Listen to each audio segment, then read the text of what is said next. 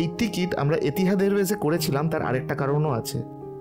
যেহেতু এই রুটে আমরা বেশিরভাগ যাতায়াত করেছি, বয়স্কদের জন্য সেটাই চুজ করেছি।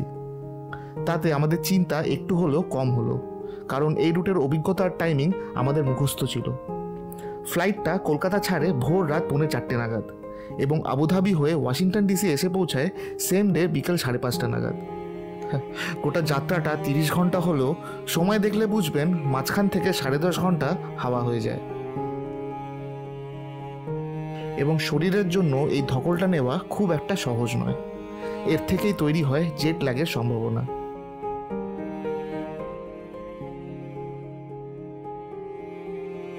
এই জেট ল্যাগ প্রথমবার সবাইকেই ভোগায়, কারুর কম, আবার কারুর রাতের ঘুম উড়িয়ে দেয়। এই কেসেও জেট ল্যাগ আমাদের ভালোই ভোগালো। সেই গল্প প্রচুর আছে, আগামী পর্বে বিস্তারে বলবো।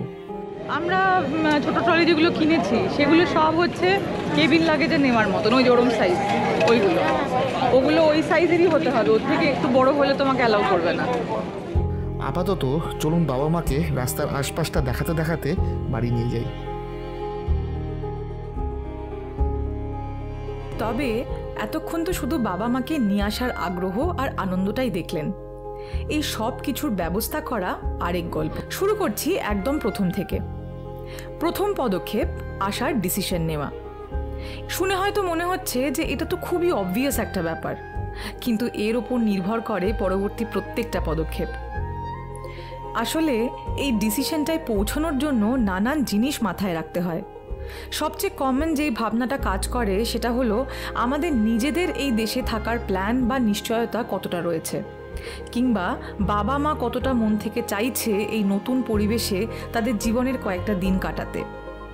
এরম নানান ছোট বড় চিন্তাকে উত্তীর্ণ করে আমরা প্রথম ধাপটা পেরোলাম এবং ডিসিশন ফাইনাল করা হলো যে বাবা মা আমাদের কাছে আসবে। এর পরের স্টেজ, যেটা সবচেয়ে সময় সাপেক্ষ, সেটা হলো ভিসা অ্যাপ্লিকেশন। বাবা মাকে এখানে আনতে গেলে তাদের জন্য ট্যুরিস্ট ভিসা বা B1 B2 ভিসা লাগে। কোভিডের পর থেকেই আমেরিকার ভিসা পাওয়ার সময়সীমাটা অনেক লম্বা হয়ে গেছে, যার ফলে এই B1 B2 ভিসার ইন্টারভিউ ডেট পেতেই লেগে যাচ্ছিল প্রায় 2 বছর বা তারও বেশি সময়। এই ভিসা অ্যাপ্লিকেশন চাইলে নিজেরাও করা যায়, অথবা যদি কোনো চেনা ট্রাভেল এজেন্ট থাকে তাকে দিয়েও করাতে পারেন। নিজেরা করতে চাইলে ইন্টারনেটে প্রচুর ভিডিও বা আর্টিকেল পেয়ে যাবেন এই বিষয়ে।